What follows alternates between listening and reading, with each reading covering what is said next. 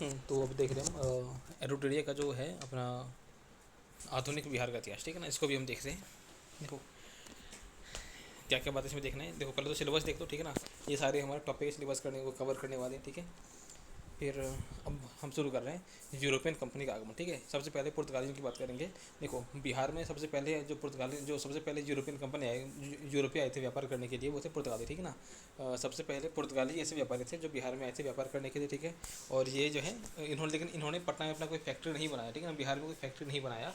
इनका फैक्ट्री हुगली में था, और हुगली से ये लोग हुगली से पटना आते थे नाव के द्वारा व्यापार करने के लिए, ठीक है। किस चीज़ का व्यापार करते थे? तो पटना में वो सोरा यानी कि बारूद, सूती वस्त्र, चीनी मिट्टी के बर्तन, मसाले, ठीक है ना, इन सब का व्यापार करते थे। किसका? सोरा, सूती कपड़े, चीनी मिट्टी के बर्तन और मसाले, इन सब का व्यापार करते थे, ठीक है। फिर इसके बाद हम बात करेंगे डच के बारे में।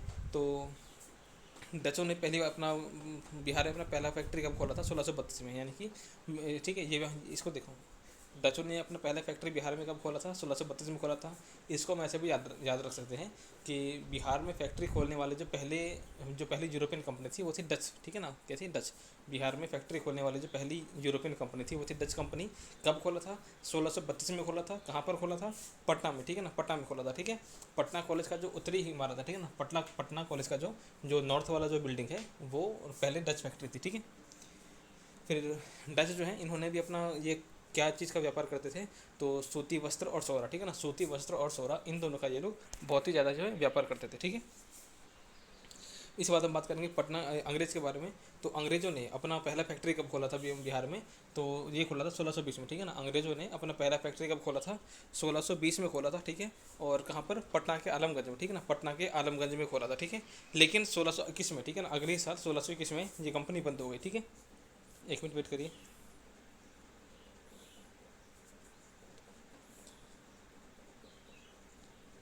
एक सेकेंड।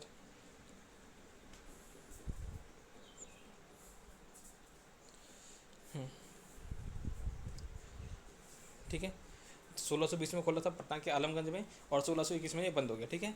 फिर इन्होंने क्या किया, इनकी दूसरी बार जो इनकी फैक्ट्री खोली 1651 में, ठीक है ना। 1651 में इन्होंने क्या किया, दोबारा अपना फैक्ट्री खोला था। कहाँ पर? पटना में खोला, ठीक है। फिर फिर देखो 1632 में पीटर मुंडी, ठीक है ना, पीटर मुंडी जो है वो क्या था? एक ब्रिटिश यात्री था, ठीक है ना, अंग्रेज यात्री था पीटर मुंडी। और पीटर मुंडी कब आया था बिहार में यात्रा करने के लिए? तो 1632 में, ठीक है ना, कब आया था? 1632 में आया था। जहाँ पर उसने क्या देखा कि भाई डच कंपनी जो है बहुत अच्छे तरीके से व्यापार कर रही है। फिर इसी ने जाकर बोला, आगे जाकर अपना रिपोर्ट वगैरह सौंपा, ठीक है। फिर इसी के बाद जो है 1651 में पटना में अंग्रेजों ने दोबारा से अपना फैक्ट्री खोला, ठीक है। फिर अच्छा, एक मिनट। देखो अंग्रेज़ों की जब फैक्ट्री थी, ठीक है ना, अंग्रेज़ों ने अपना जो फैक्ट्री खोला था, वहाँ पर अभी क्या है? तो वहाँ पर बिहार सरकार का प्रिंटिंग प्रेस है, ठीक है ना, सरकारी प्रिंटिंग प्रेस है। कहाँ पर? पटना में जो गुलजार बाग है, ठीक है ना, वहाँ पर, ठीक है। कौन सा ऑफिस का नाम क्या है? तो government printing press and survey office, ठीक है ना, गवर्नमेंट प्रिंटिंग प्रेस एंड सर्वे कार्यालय, ठीक है, ये है। कहाँ पर है? पटना के गुलजार बाग में, ठीक है। इसके बाद हम बात करेंगे डैन कंपनी, यानी कि डेनिस कंपनी के बारे में, ठीक है। तो डेनिस कंपनी ने बिहार में अपना फैक्ट्री कब खोला था? 1774 में, ठीक है ना, 1774 में खोला था पटना में, ठीक है। और कहाँ पर खोला था? तो पटना सिटी के पास जो नेपाली कोठी है, ठीक है ना, पटना सिटी के पास जो नेपाली कोठी है वहाँ पर इन्होंने अपना फैक्ट्री खोला था, ठीक है। इसके बाद हम बात करेंगे, अब देखो, फिर अब हम देखेंगे बंगाल, बिहार और अंग्रेज, इसके बारे में। देखो फ़र्रुखसियर के बारे में बातें हमें पता ही है, इसको कवर नहीं करना इन सबको। यहाँ से देखो, ठीक है ना, ये इंपॉर्टेंट है। देखो फ़र्रुखसियर जो है इसने क्या किया, देखो 1717 में अंग्रेज़ों को मैग्ना कार्टा मिल गया था, फ़र्रुखसियर ने दिया था, ठीक है, ये बात पता है। लेकिन इसके बाद 1717 में क्या किया फ़र्रुखसियर ने 1717 में दो काम किए। पहला क्या है, अंग्रेज़ों को मैग्ना कार्टा दे दिया, और दूसरा क्या है, बंगाल का सूबेदार बना दिया मुर्शिद कुली खां को, ठीक है ना। यानी कि बंगाल का देखो, मुर्शिद कुली खां जो है बंगाल का पहला वो था, बंगाल का पहला सूबेदार था, ठीक है ना। पहला नहीं, बंगाल का सूबेदार कौन था? मुर्शिद कुली खां, ठीक है ना। मुर्शिद कुली खां को बंगाल का सूबेदार किसने बनाया था? तो फ़र्रुखसियर ने बनाया था। कब बनाया था? तो 1717 में बनाया था, ठीक है।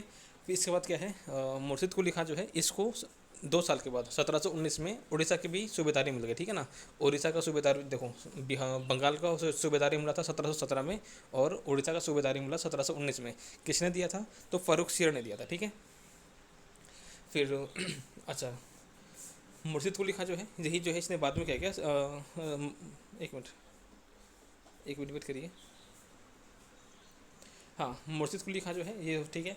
अच्छा, मुर्शिद कुली खां के बाद सुजाउद्दीन जो है वो बंगाल का नवाब बना, ठीक है ना। मुर्शिद कुली खां जो है मुर्शिद कुली खां के बाद कौन बना था बंगाल का नवाब, ये बना था सुजाउद्दीन, ठीक है ना। मुर्शिद कुली खां के बाद बंगाल का जो नवाब है कौन बना था, सुजाउद्दीन बना था, ठीक है। सुजाउद्दीन ने क्या किया 1733 में, ठीक है ना, 1733 में बिहार जो है वो भी सुजाउद्दीन के अंडर में आ गया, यानी कि सुजाउद्दीन जो है 1727 में बंगाल का नवाब बना, ठीक है। और फिर 6 साल के बाद 1733 में बिहार जो है, बिहार भी उसने क्या किया, बिहार को भी बंगाल में मिला दिया, ठीक है।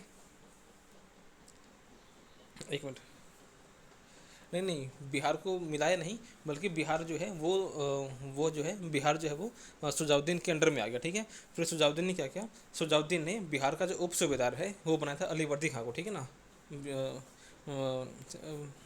देखो, अलीवर्दी खां जो है बिहार का पहला उप सूबेदार बना, ठीक है ना। यानी कि देखो, सुजाउद्दीन ने क्या किया 1733 में बिहार पर भी कब्जा कर दिया, और फिर इसने क्या किया 1733 में ही अलीवर्दी खां को बिहार का उप सूबेदार बना दिया, ठीक है। फिर क्या है देखो, अब देखो 1739 में, ठीक है ना। देखो, सुजाउद्दीन जो है वो फिर मर गया, ठीक है ना। सुजाउद्दीन के मरने के बाद सरफराज खान जो है वो 1739 में, ठीक है ना, 1739 में सरफराज खान जो है वो बंगाल का नवाब बन गया था, और उस टाइम पर, ठीक है ना, ये बन गया। और उस टाइम पर बिहार का जो उप सूबेदार है वो कौन था, बिहार का उप सूबेदार था अलीवर्दी खां। तो बिहार का जो उप सूबेदार है अलीवर्दी खां, इसने क्या किया 1740 में, ठीक है ना, 1740 में गिरिया के वॉर में किसको हरा दिया, सरफराज खान को हराया, और खुद जो है बंगाल का नवाब बन गया, कौन, अलीवर्दी खां, ठीक है। अब देखो, बंगाल के जो नवाब हैं उसके बारे में बात करते हैं। तो बंगाल का जो पहला नवाब है वो है मुर्शिद कुली खां, दूसरा नवाब है सुजाउद्दीन, तीसरा नवाब है सरफराज खां। इसी सरफराज खां को हराया, ठीक है ना। देखो, सुजाउद्दीन जो है इसने क्या किया, अलीवर्दी खां को बिहार का अलीवर्दी खां को बिहार का उप सूबेदार बनाया था, ठीक है। फिर सुजाउद्दीन ने ही 1733 में बिहार को अपने कंट्रोल में ले ली अपने कंट्रोल में ले लिया था, ठीक है। फिर सरफराज खां जो है इसको हरा दिया था अलीवर्दी खां ने। फिर अपना सिराजुद्दौला है, मीर जाफ़र, मीर कासिम, मीर जाफ़र दोबारा से, फिर नजमुद्दौला, फिर सैफ-उद-दौला, फिर मुबारक-उद-दौला, ठीक है ना। यानी कि बंगाल का जो अंतिम नवाब था वो कौन था, वो था मुबारक-उद-दौला, ठीक है ना। बंगाल का जो अंतिम नवाब था वो था मुबारक-उद-दौला, ठीक है। 1770 से 1775 तक रहा, यानी कि 1775 में बंगाल का नवाब जो है वो ख़त्म हो गया, ठीक है। बंगाल के नवाब का पद जो है वो ख़त्म हो गया था 1775 में। फिर अब देखो, अलीवर्दी खां जो है उसने वो बंगाल का नवाब कब बना था 1740 में, ठीक है। अलीवर्दी खां ने क्या किया, बंगाल जो है बंगाल को मुग़लों से हटा दिया, ठीक है ना, मुग़लों से स्वतंत्र घोषित कर दिया। मुग़लों से हट करके बंगाल पर स्वतंत्र सत्ता चलाना शुरू कर दिया था अलीवर्दी खां ने, ठीक है। और फिर एक मिनट, फिर देखो, ठीक है ना, अलीवर्दी खां जो है ये 1740 में बना था बंगाल का नवाब, और इसने 16 साल तक इसने शासन किया। और फिर 1756 में, ठीक है ना, 1756 में अलीवर्दी खां मर गया, और अलीवर्दी खां की जो सबसे छोटी वाली बेटी थी उसका जो बेटा था वो था सिराजुद्दौला। तो अलीवर्दी खां के मरने के बाद सिराजुद्दौला जो है वो बंगाल का नवाब बन गया, ठीक है। अच्छा, इसके दुश्मन कौन थे, तो सिराजुद्दौला के दुश्मन कौन थे, तो एक मिनट देखो, ढाका और पूर्णिया का जो उपनवाब था, ठीक है ना, ढाका और पूर्णिया का जो उपनवाब था वो था उसका नाम जो भी हो, ठीक है ना, यहाँ पे लिखा नहीं है, शौकत जंग, क्या नाम था, शौकत जंग नाम था, ठीक है। कुछ खास नहीं। फिर बाकी देखो, ये वही चीज़ है, ठीक है ना। सिराजुद्दौला और अंग्रेज, इनके बीच में झगड़ा कब हुआ था, 4 जून 1756, ठीक है ना। सिराजुद्दौला और अंग्रेज़ों के बीच पहली बार जो झगड़ा हुआ था वो हुआ था 4 जून 1756। कब हुआ था, 4 जून 1756 का हुआ था। कहाँ पर हुआ था, कासिम बाज़ार, ठीक है ना, कहाँ पर हुआ था, कासिम बाज़ार में हुआ था, ठीक है। और फिर इसके बाद, ठीक है ना, इसी झगड़े के बाद 16 जून, ठीक है ना, 16 जून 1756 को सिराजुद्दौला ने कासिम बाज़ार पर कब्जा कर लिया, ठीक है ना। 16 जून 1756 को सिराजुद्दौला ने कासिम बाज़ार पर कब्जा कर लिया, ठीक है। और ठीक है, उस टाइम पर जो ब्रिटिश अधिकारी था, ठीक है ना, कासिम बाज़ार में जो कासिम बाज़ार यानी कलकत्ता में था कासिम बाज़ार, ठीक है ना, कलकत्ता पर कब्जा कर लिया, तो कासिम बाज़ार पर भी कब्जा कर लिया, ठीक है। और वहाँ पर जो उस टाइम पर ब्रिटिश अधिकारी था वो था रोजर ड्रैक, कौन था, रोजर ड्रैक, ठीक है। और ये जो है इसी भाग गया, ठीक है ना। 16 जून 1756 को सिराजुद्दौला ने जब इस पर कब्जा किया, कलकत्ता पर। उस टाइम पर रोजर ड्रैक जो है वो भाग गया, ठीक है। और फिर इसके बाद सिराजुद्दौला ने कलकत्ता में जो फोर्ट विलियम है उस पर भी कब्जा कर लिया, ठीक है। और कलकत्ता का नाम चेंज करके क्या रख दिया था, अलीनगर, ठीक है ना। कलकत्ता का नाम चेंज करके रख दिया था सिराजुद्दौला ने, सिराजुद्दौला ने जो है इसने नाम चेंज करके रख दिया था अलीनगर। क्या रख दिया, अलीनगर, ठीक है। फिर कालकोठरी घटना जो है इसके बारे में किसने बताया था, हालवेल ने। कब कब हुआ था ये, तो ये कालकोठरी घटना जो है वो हुआ था 20 जून 1756 को हुआ था कालकोठरी की घटना, ठीक है। कितने अंग्रेज कैद थे, 146, कितने 146 जो है वो कैद थे, ठीक है। और फिर हाँ, इस 146 में से सिर्फ और सिर्फ 23 लोग बचे, 123 मर गए, ठीक है। और इसके बाद, ठीक है ना, इसके बाद जो है एक मिनट, इसके बाद जो क्लाइव है, ठीक है ना, इसके बाद रॉबर्ट क्लाइव जो है वो आ गया, ठीक है ना। वो मद्रास से जो है दोबारा आ गया था यहाँ पर कलकत्ता आ गया, ठीक है।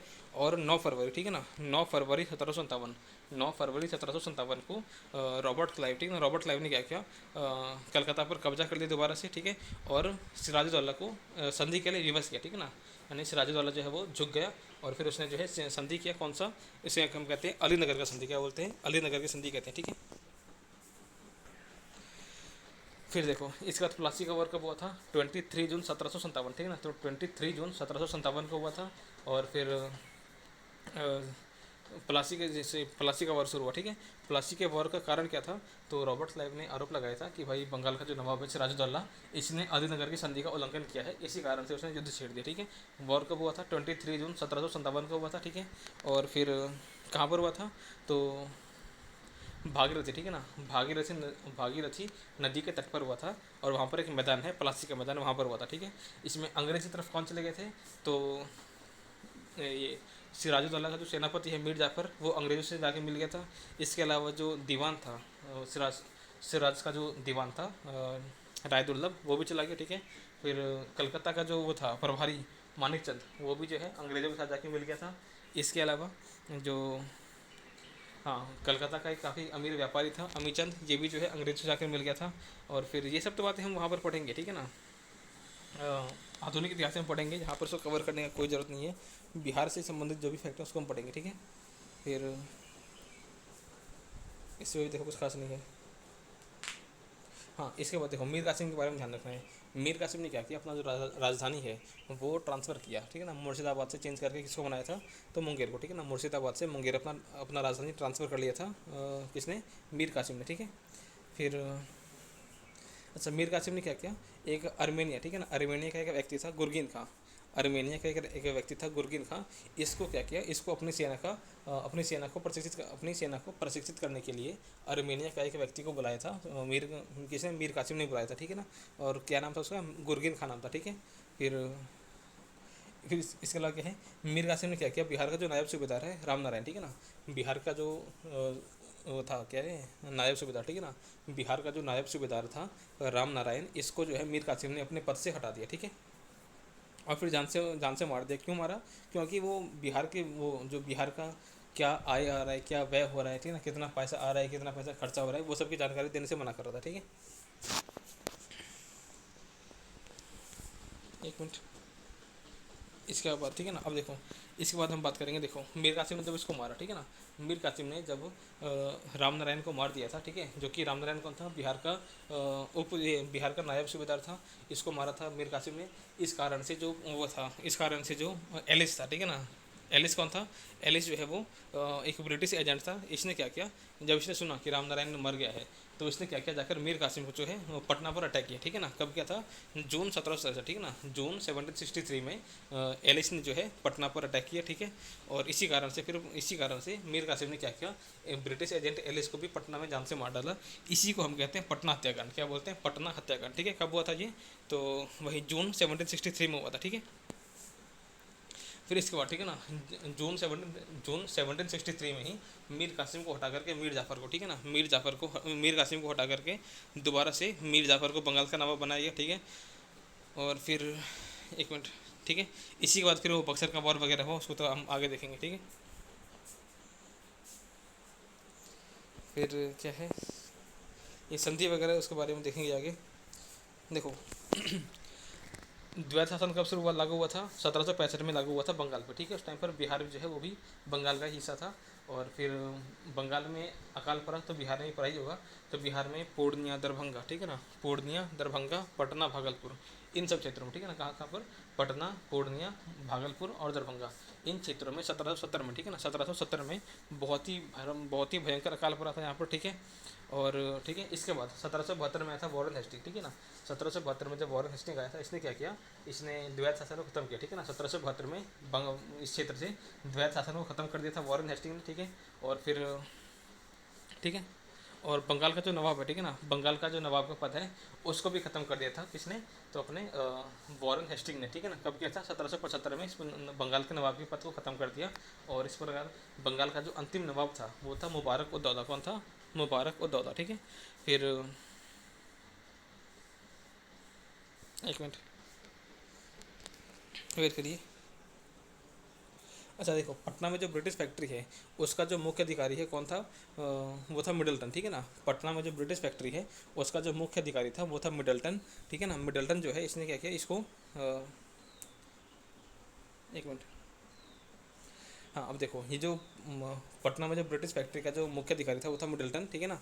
इसको राजा धीरज नारायण और राजा सिताब राय, ठीक है ना, इन तीनों को क्या है, इन तीनों का जो है प्रशासनिक मंडल, एक प्रशासनिक मंडली बनाया गया, ठीक है।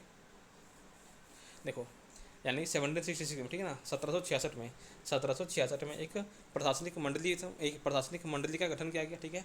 इस प्रशासनिक मंडली में 3 लोग थे, कौन कौन थे, तो एक थे अपने राजा सिताब राय, दूसरे थे अपने राजा धीरज नारायण और तीसरे थे मिडल्टन, जो कि पटना में ब्रिटिश फैक्ट्री के मुख्य अधिकारी थे, ठीक है ना। इन तीनों को मिला करके 1766 में एक प्रशासनिक मंडली बनाया गया था, ठीक है। फिर इसी में से अगले साल, ठीक है ना, अगले साल ही 1767 में, ठीक है ना, 1767 में धीरज नारायण जो है इसको हटा दिया गया।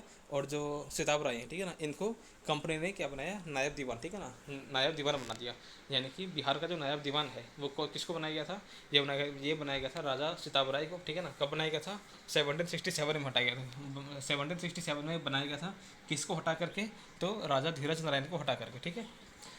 फिर देखो इसके बाद क्या है, 1783 में, ठीक है ना, 1783 में बिहार में दोबारा से एक अकाल पड़ा, ठीक है ना, कब, 1783 में। और इसी के बाद जो है एक जो इसका जो जांच अधिकारी है वो थे जॉन सॉर। कौन थे, जॉन सॉर जो है वो जांच अधिकारी थे। इनको ठीक है ना, जॉन सॉर ने बोला कि पटना में क्या बनाओ, एक अन्न घर, ठीक है ना, एक क्या बनाओ, एक अन्न भंडार बनाओ, ठीक है।